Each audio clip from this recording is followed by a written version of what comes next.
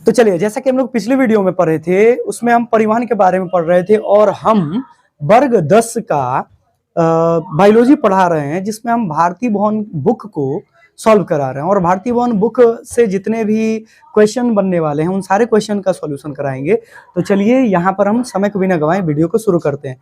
जैसा कि पिछली वीडियो में हम पढ़े थे परिवहन के बारे में, और परिवहन में बहुत सारे पॉइंट्स पढ़ लिए थे।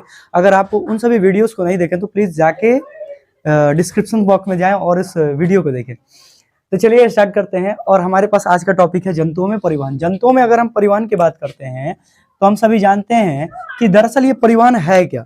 अगर बात करें परिवहन की तो हम कह सकते हैं कि परिवहन एक ऐसी क्रिया है जिसमें क्या होता है कि उपयोगी पदार्थों को उनके मूल स्रोतों से कोशिका तक तथा अनुपयोगी पदार्थों को कोशिका से गंतव्य स्थान तक पहुंचाया जाता है। दरअसल ऐसा किया क्यों जाता है, तो हम यहाँ पर देखे हैं कि सजीव जो होते हैं उन सजीवों के शरीर में उपापचयी क्रियाएं होती रहती हैं। उपापचयी क्रिया का होते रहने का मतलब क्या है, उनकी कोशिका में लगातार वृद्धि होती है, उनमें प्रजनन की क्रिया होती है, उसमें उत्सर्जन की क्रिया होती है। इन सभी क्रियाकलापों को पूरा करने के लिए क्या करना होता है, उन्हें पोषण की जरूरत होती है। और पोषण से उन्हें क्या प्राप्त होता है, ऊर्जा। और वह ऊर्जा डायरेक्ट यानी कि प्रत्यक्ष रूप में उनको नहीं मिलता है। हम यहाँ पर यह भी अच्छे तरीके से पढ़ लिए हैं कि जंतुओं में परिवहन क्यों जरूरी है। तो हम पढ़े हैं कि अगर ये अपने पास जंतु है तो जंतु क्या करता है, जंतु करता है पोषण, और पोषण से उसे क्या मिलता है, भोजन। पोषण से क्या मिलता है उसे, भोजन। और वही है, भोजन किया तो उसका पोषण हुआ, मोड ऑफ न्यूट्रिशन होता है। अब उसने भोजन किया, याद रखेंगे, पोषण किया यानी कि भोजन लिया, और भोजन वह कहाँ गया, उसके मुख में। हम पढ़ लिए हैं इसके बारे में अच्छे तरीके से। मुख से कहाँ गया, मुख गुहा, और फिर मुख गुहा से कहाँ गया, मुख गुहा से ग्रसनी, और ग्रसनी से ग्रास नली में, और ग्रास नली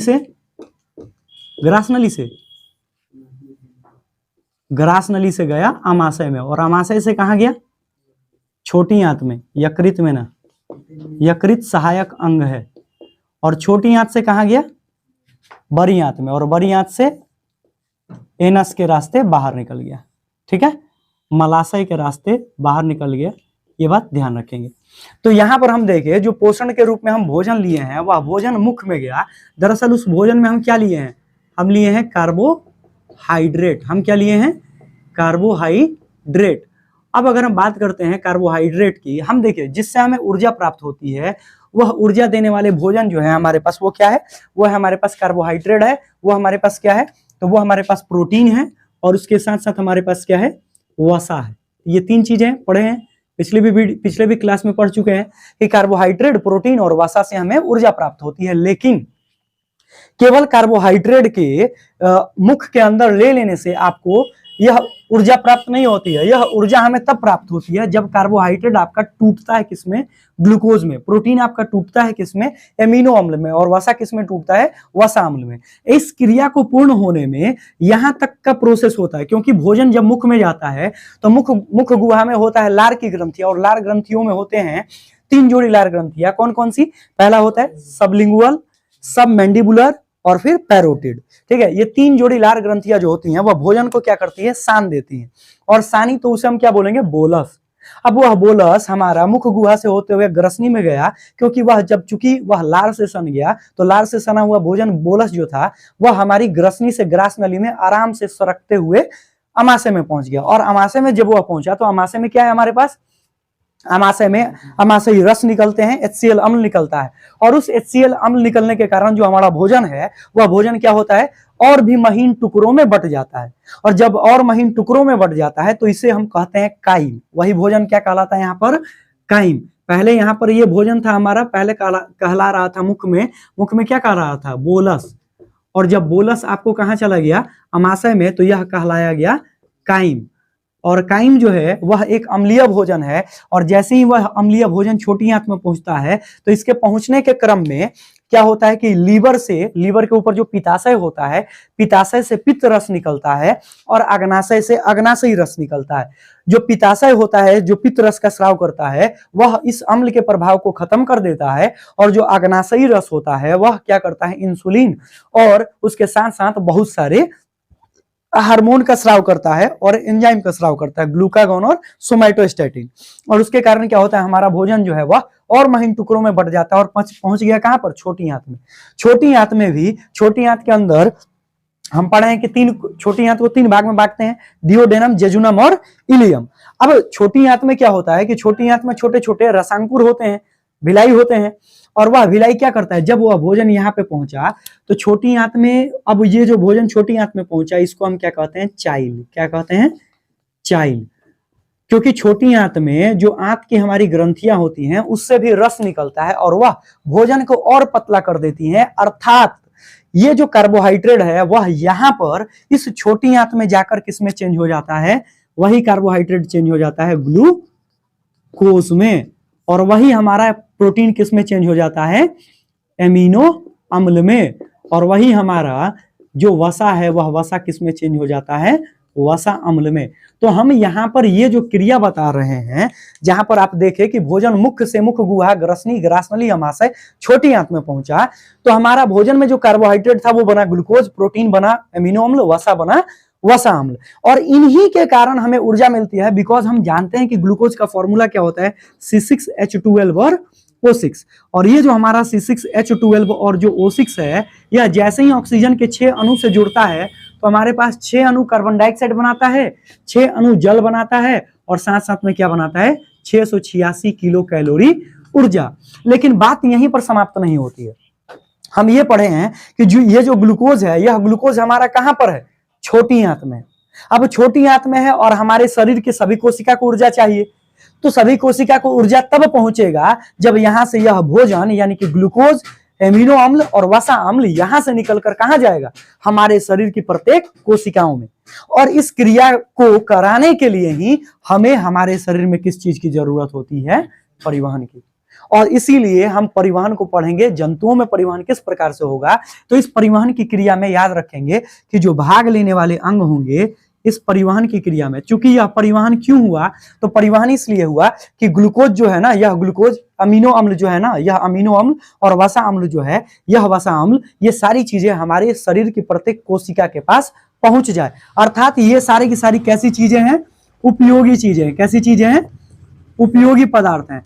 अब यह उपयोगी पदार्थ कहां पर है, तो उपयोगी पदार्थ छोटी आंत में है। छोटी आंत में यानी कि अपने मूल स्रोत के पास है, तो मूल स्रोत से इसको कहां पहुंचाना है, विभिन्न कोशिकाओं में।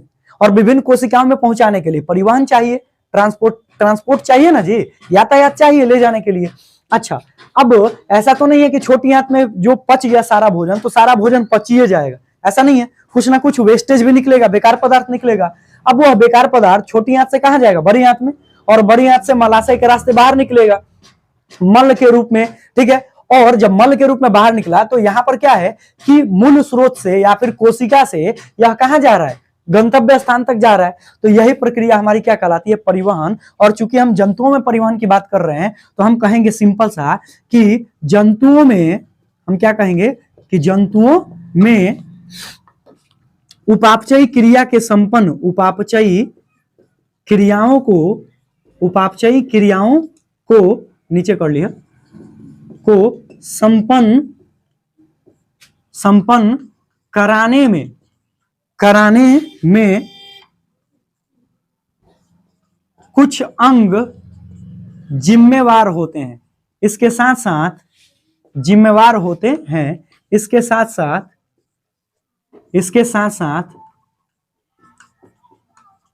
साथ हम क्या पढ़े हैं, इसके साथ साथ ये है कि पदार्थों के संवहन के लिए, उपयोगी पदार्थों के सभी कोशिकाओं में पहुंचाने के लिए, पदार्थों को सभी कोशिकाओं में पहुंचाने के लिए, सभी कोशिकाओं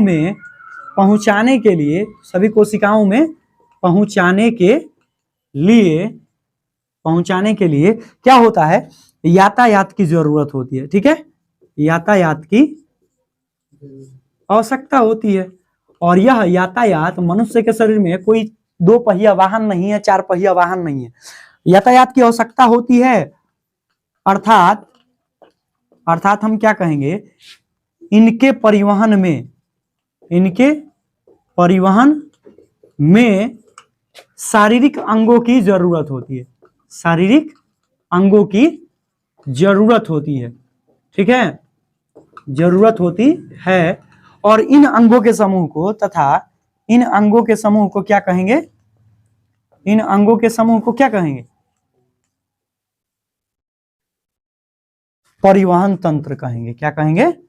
परिवहन तंत्र। लेकिन चूंकि हम जंतुओं में पढ़ रहे हैं तो याद रखेंगे परिवहन तंत्र, या इसी को हम क्या कहेंगे? परिसंचरण तंत्र। इसी को क्या कहेंगे? परिसंचरण तंत्र कहते हैं। अब यह है कि मनुष्य में जो परिसंचरण तंत्र, वीडियो के नीचे कर करके देखो, ठीक बा। अब परिसंचरण तंत्र में कौन कौन से अंग हमारे भाग लेते हैं, तो हम पढ़ चुके हैं कि इस परिसंचरण तंत्र में हमारे जो अंग है वो है आपको रक्त, पहला है ब्लड, दूसरा हमारे पास क्या है? हृदय, और तीसरा हमारे पास क्या है? रक्तवाहिनियां। रक्तवाहिनियां, ये ध्यान रखेंगे। ये तीन चीजें हैं, ब्लड वेसल्स, पहला है ब्लड, दूसरा है हार्ट, और तीसरा है ब्लड वेसल्स। ये हम पढ़ चुके हैं कि ब्लड जो है, और ये जो हमारा हार्ट जो है, और ये जो हमारा ब्लड वेसल्स है, ये तीन चीज है। और इन तीन चीजों में हमें ब्लड के बारे में पढ़ना है। तो चलिए अभी ब्लड को शुरू करते हैं। थोड़ा सा मार्कर देवे होने से ब्लड को समझते हैं। ब्लड यानी कि रक्त। हम पढ़ चुके हैं अच्छे तरीके से कि ब्लड जो होता है हमारा क्या है। हम पढ़ चुके हैं अच्छे से कि हमारा जो रक्त होता है, यह रक्त क्या होता है? यह हमारे शरीर में यह एक तरल, दोसर मार कर दे इन्हें चल वही टेबुल हो बाबा। रक्त हमारा क्या है? तरल संयोजी उत्तक है। ऊपर कर लो, तरल संयोजी उत्तक है। रक्त हमारा क्या कहलाता है? तरल संयोजी उत्तक कहलाता है। देखिए मारकर कितना बदले फेंक, इस सब आ जाए यही में। अरे ब्लू वाला नहीं क्या? ब्लू वाला होने बा। अब देखो रक्त जो है तरल संयोजी उत्तक है। तरल संयोजी उत्तक क्यों कहते हैं? कारण क्या है कि जब रक्त, जब जो रक्त है गिर गिल का कौन, जब रक्त जो है कोशिका में यानी कि शरीर में दौड़ता है, शरीर में दौड़ता है, शरीर में दौड़ता है, तो उस क्रम में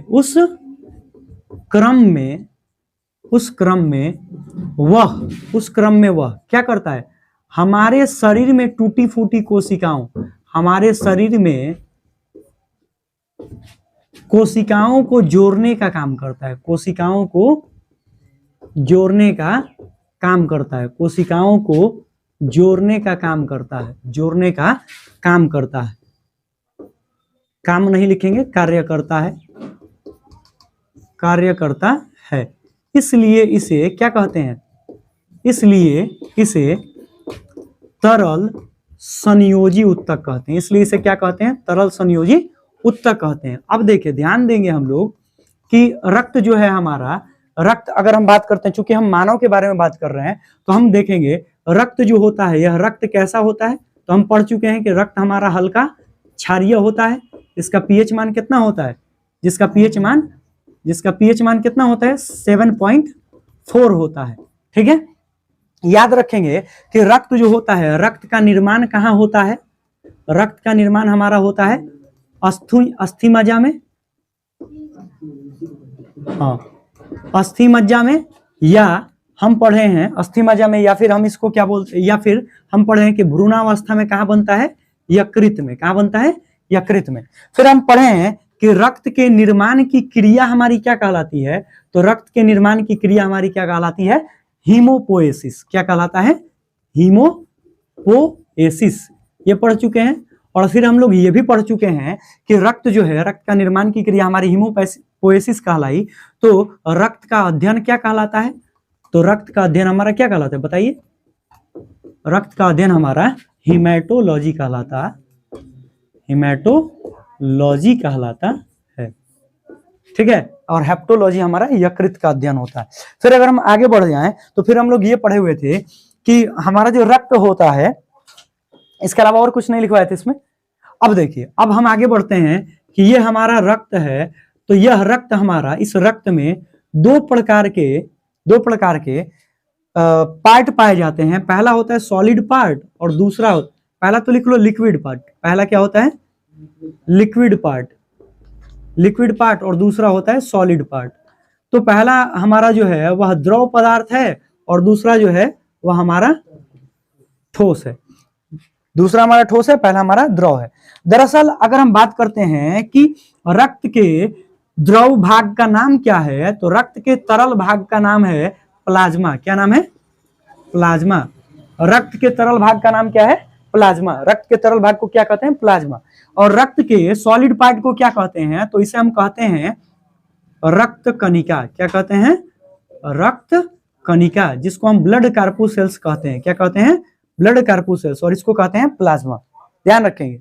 अब हमारा प्लाज्मा जो है, प्लाज्मा एक प्रकार का नहीं है, इसी प्लाज्मा को एक और नाम से भी जानते हैं जिसको हम प्लाविका कहते हैं। क्या कहते हैं? प्लाविका। ये बात ध्यान रखेंगे। अब क्या है कि हमारा जो प्लाज्मा है, यह प्लाज्मा हमारा एक प्रकार का नहीं है, क्योंकि अब इस प्लाज्मा को भी जब हम क्लासिफाई करेंगे तो हमारा प्लाज्मा भी दो भाग में बटेगा, क्योंकि प्लाज्मा में भी कुछ सॉलिड पार्ट्स होंगे और कुछ लिक्विड पार्ट्स होंगे। हमारे इस प्लाज्मा में भी क्या होंगे? कुछ सॉलिड पार्ट्स होंगे और कुछ लिक्विड पार्ट्स होंगे। वीडियो साफ बा कि धुंधला होता? ठीक बा, दिखाई देता ना? अब कह रहा है इसमें कि हमारे इस प्लाज्मा में भी कुछ ठोस पार्ट होगा और कुछ क्या होगा? द्रव पार्ट होगा। ठीक है, सॉलिड पार्ट भी होगा और लिक्विड पार्ट भी होगा। दरअसल लिक्विड पार्ट की बात करें तो हमारे पास, हमें पहले लिक्विड लिखना चाहिए, यहाँ पर द्रव लिखना चाहिए, और इधर हम लिख रहे हैं ठोस। बात क्या है कि हमारा जो लिक्विड पार्ट है ना, इस लिक्विड पार्ट में 90% जल है। कितना प्रतिशत जल है? 90% जल है। 90% जल है। अब बचा जो हमारे पास ठोस पदार्थ, अब इस ठोस पदार्थ में क्या है? इस ठोस पदार्थ में हमारे पास, इस ठोस पदार्थ में हमारे पास, ध्यान रखेंगे, विभिन्न प्रकार के पदार्थ हैं। ठीक है, जैसे अगर हम बात करते हैं कि ठोस पदार्थ में क्या है, तो हमारे पास इस ठोस पदार्थ में 7% है प्रोटीन। 7% क्या है? प्रोटीन है। 0.9% है आपको, 0.9% क्या है आपको? 0.9% है आपको अकार्बनिक लवण। 0.9% क्या है? अकार्बनिक लवण। अकार्बनिक लवण। और बच गया भाई कि कार्बनिक लवण कितना होगा, यानी कि ग्लूकोज कितना होगा? तो ग्लूकोज होता है 0.18%। ठीक है, और बच गया बाकी जो हो गया हमारा शेष जो हो गया 0.5% वसा हो गया, 0.5% हो गया हमारा वसा, और बाकी जो है शेष रह गए, शेष अन्य पदार्थ। अब ध्यान देंगे, ध्यान देंगे, ध्यान देंगे, हमारे पास जो प्रोटीन है, इस प्रोटीन में कौन कौन से प्रोटीन आते हैं वो इंपॉर्टेंट है। हमारे पास अकार्बनिक पदार्थ जो हैं वो भी इंपॉर्टेंट है, लेकिन समझ लेते हैं प्रोटीन के रूप में क्या क्या होता है। तो हमारे रक्त में प्रोटीन के रूप में 1, 2, 3 और 4 प्रकार के प्रोटीन पाए जाते हैं, लेकिन आपके किताब में एक हिपैरिन दे दिया है। याद रखेंगे कि पहला जो होता है, उस पहले पार्ट का नाम है, हमारे ब्लड में जो पहला पार्ट है, उस पहले पार्ट का नाम है क्या नाम है? पहले पार्ट को कहते हैं फाइब्रिनोजन। क्या कहते हैं? फाइब्रिनोजन। और दूसरे पार्ट को क्या कहते हैं? दूसरे पार्ट को हम कहते हैं नोजन, नोजेन, जिन, फाइब्रिनोजिन। और दूसरे पार्ट का नाम है ग्लोब्यूलिन। दूसरे पार्ट का क्या नाम है? ग्लोब्यूलिन। तीसरे पार्ट का नाम है, नहीं, ग्लोब्यूलिन, उसके बाद है आपको, इसका नाम है, एक का नाम है ग्लोब्यूलिन, एक का नाम है एल्बुमिन, एक का नाम क्या है? एल्बुमिन। एल्बुमिन कौन पढ़ाएंगे? और ये आपको 9th में पढ़ लेना था। 9th का चैप्टर है, 10th में नहीं है, लेकिन हम पढ़ाएंगे। देखिए, और लास्ट जो है वो है आपको प्रोथ्रोम्बिन। एक क्या नाम है इसका लास्ट वाला? प्रोथ्रोम्बिन है ना, कि थ्रोम्बिन है? प्रोथ्रोम्बिन, प्रोथ्रोम्बिन, और इसी को हम कहते हैं थ्रोम्बिन। या इसी को क्या कहते हैं? थ्रोम्बिन। और आपके किताब में एक चीज दे दिया है जिसका नाम है हिपैरिन। हिपैरिन। फाइब्रिनोजन क्या है भाई? या ब्लड क्लॉटिंग में सहायता करता है। किसमें? ब्लड क्लॉटिंग में, CLOTTING। ब्लड क्लॉटिंग मतलब रक्त के जमाव में, रक्त के जमाव में मदद करता है। ठीक है, ग्लोब्यूलिन जो है, ग्लोब्यूलिन और एल्बुमिन, ठीक है, ये दोनों जो है आपको यह फायोगेटिक नेचर के होते हैं, मतलब भक्षी होते हैं, बेकार पदार्थों को, वायरस वगैरह को, इन सभी चीजों को ये मारते हैं, यानी कि बैक्टीरिया वगैरह को मारते हैं, बैक्टीरिया को नष्ट करते हैं। और लास्ट जो है प्रोथ्रोम्बिन जो है हमारे पास, पूछेगा नहीं कि ये बोलो जो। अब बचिए हमारे पास क्या है, हिपेरिन। हिपेरिन जो है, हिपेरिन एक ऐसा प्रोटीन है, हम नीचे इन सबको ऊपर दिखा रहे हैं, यहां पर ध्यान देंगे। हमारा जो हिपेरिन है, हिपेरिन यह भी एक प्रोटीन है। यह क्या होता है, यह रक्त को शरीर के भीतर जमने से रोकता है। किससे रोकता है, जमने से रोकता है। तो ये बात ध्यान रखेंगे, हिपेरिन प्रोटीन का काम है। और बच गया हमारे पास क्या, थ्रोम्बिन या प्रोथ्रोम्बिन। तो थ्रोम्बिन या प्रोथ्रोम्बिन की बात करें, थ्रोम्बिन या प्रोथ्रोम्बिन, तो ये भी हमारा क्या करता है, यह होगा ना एथिकल कपड़ा लगा के गाड़ी में हमारे बाबे चाहे पिछवा बा गाड़ी कपड़ा बाबू कपड़ा लगे तो काम करी। अब देखो प्रोथ्रोम्बिन या अगर हम थ्रोम्बिन की बात करें तो यह क्या करता है, यह भी रक्त के थक्का बनने में मदद करता है, रक्त को थक्का बनाने में सहायक होता है। अब यहां पर एक बात ध्यान रखेंगे, जब रक्त जमता है ना, तो रक्त के जमने के क्रम में क्या हो जाता है कि फाइब्रिनोजन जो होता है वह प्लाज्मा से अलग हो जाता है। ठीक है, प्लाज्मा के साथ साथ हम कह सकते हैं कि हाँ प्लाज्मा से ही अलग हो जाता है, यानी कि जब वह प्लाज्मा से अलग होता है, जब हम लिख सकते हैं जब रक्त जमता है, जब रक्त क्या होता है, जमता है, तो वह क्या होता है, जब रक्त जमता है तो वह रक्त में उपस्थित फाइब्रिनोजन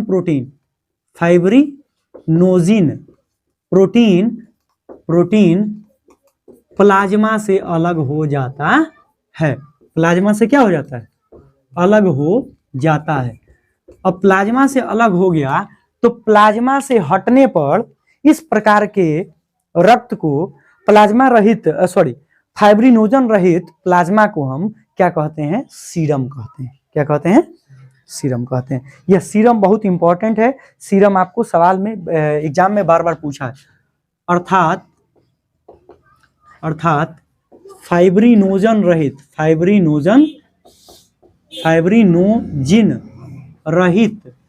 प्लाज्मा क्या कहलाता है, प्लाज्मा क्या कहलाता है, सीरम कहलाता है, सीरम कहलाता है।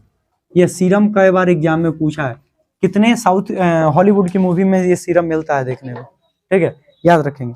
इसके अलावा अब हम बढ़ते हैं दूसरे पार्ट की तरफ। इसमें तो कोई प्रॉब्लम नहीं है, 90% जल होता है, 7% प्रोटीन में फाइब्रिनोजन, ग्लोब्यूलिन, एल्बुमिन, प्रोथ्रोम्बिन और थ्रोम्बिन, और साथ साथ में हिपेरिन। तो हिपेरिन यहाँ पर लिख दिए, हिपेरिन का काम आप समझ लिए, और थ्रोम्बिन प्रोथ्रोम्बिन समझ ही लिए। और रक्त में अगर फाइब्रिनोजन, जब रक्त जमता है तो फाइब्रिनोजन नहीं रहता है। फाइब्रिनोजन मतलब रक्त के जमाने में मदद करता है, लेकिन उस समय वह प्लाज्मा से अलग हो जाता है। और प्लाज्मा रहित हमारा जो फाइब्रिनोजन रहित प्लाज्मा जो है वह हमारा क्या कहलाता है, सीरम कहलाता है। अब हम आगे बढ़ते हैं, हमारे पास हम रक्त कणिका की तरफ आते हैं। हम किसकी तरफ आते हैं, रक्त कणिका। अगर हम बात करते हैं रक्त कणिका की, तो रक्त कणिका जो होती हैं यह हमारी 3 प्रकार की होती हैं। कितने प्रकार की होती हैं, 3 प्रकार की होती हैं। क्या बोल, 2 मिनट रुक, चलता नहीं। पहला जो है उसको कहते हैं हम, पहले वाले को कहते हैं लाल रक्त कणिका। क्या कहते हैं, लाल रक्त कणिका। दूसरे वाले को क्या कहते हैं, श्वेत रक्त कणिका। दूसरे को क्या कहते हैं, श्वेत रक्त कणिका। और तीसरा जो है हमारा, यह तीसरा हमारा क्या कहलाता है, रक्त पट्टिकाणु या रक्त बिंबाणु, रक्त पट्टिकाणु या रक्त बिंबाणु, रक्त बिंबाणु या इसी को कहते हैं थ्रोम्बोसाइट। इसी को क्या कहते हैं? थ्रोम्बोसाइट। या इसी को क्या कहते हैं? या इसी को कहते हैं प्लेटलेट्स।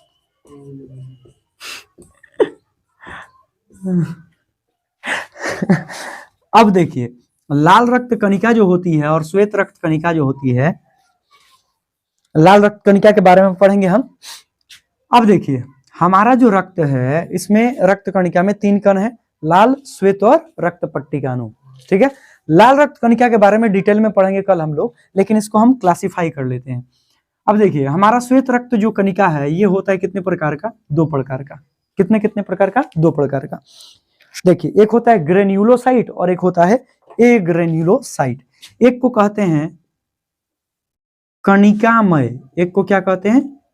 कणिकामय श्वेत रक्त कणिका, और एक को कहते हैं अकणिकामय, एक को कहते हैं अकणिकामय श्वेत रक्त कणिका, श्वेत रक्त कणिका। मतलब एगो में कंकड़ होला, ठीक बा, कंकड़ जैसा संरचना होगा, और एक में कंकड़ नहीं होगा। ठीक है, अब जिसमें कंकड़ होगा, कंकड़ नुमा संरचना, उसका अलग नाम है। ठीक है, एक होगा कंकड़ नुमा संरचना और एक होगा अकंकड़ नुमा संरचना। देखिए, अगर हम बात करते हैं ग्रेन्युलोसाइट की, कणिकामय को, कणिकामय को, तो कणिकामय जो होते हैं यह 3 प्रकार के होते हैं। कितने प्रकार के होते हैं? 3 प्रकार के। पहले को कहते हैं इसिनोफिल, इसेनोफिल। दूसरे को कहते हैं बेसोफिल, बेसोफिल। और तीसरे को कहते हैं न्यूट्रोफिल। तीसरे को क्या कहते हैं? न्यूट्रोफिल। अगर हम बात करते हैं अकणिकामय की, तो अकणिकामय जो होते हैं यह 2 प्रकार से होते हैं। एक को कहते हैं हम लिम्फोसाइट, सॉरी, हाँ ठीक है, एक को कहते हैं लिम्फोसाइट और दूसरे को कहते हैं मोनोसाइट। तो मोनोसाइट पहले लिख लेते हैं, एक को कहते हैं मोनोसाइट और एक को कहते हैं लिम्फोसाइट। एक को क्या कहते हैं? लिम्फोसाइट। अब ये लिम्फोसाइट हम इसलिए लास्ट में लिखे हैं क्योंकि लिम्फोसाइट हमारा आगे चल के फिर 2 भाग में बढ़ता है। एक होता है टी लिम्फोसाइट और दूसरा होता है हमारा पी लिम्फोसाइट। तो कल हम पढ़ेंगे इसके बारे में। हम पढ़ेंगे कल लाल रक्त कणिका के बारे में डिटेल से पढ़ेंगे, और इसके साथ साथ श्वेत रक्त कणिका के बारे में पढ़ेंगे, और फिर हम लोग पढ़ेंगे रक्त पट्टिकाणु के बारे में। फिर हम लोग आएंगे हार्ट में, और धीरे धीरे हमें उम्मीद है कि 3-4 वीडियो में ये चैप्टर आपका कंप्लीट हो जाना चाहिए। वीडियो कैसा लगा कमेंट करके बताएं। अगर वीडियो आपको अच्छा लगा तो प्लीज चैनल को सब्सक्राइब करें, दोस्तों के साथ शेयर करना ना भूले। अगर चैनल पर नए हैं तो प्लीज इस चैनल को सब्सक्राइब करें, दोस्तों के साथ शेयर करें, ताकि उन दोस्तों को भी इस चैनल के बारे में पता लगे, वो भी इसका लाभ उठा पाए। बाय बाय, टेक केयर, धन्यवाद।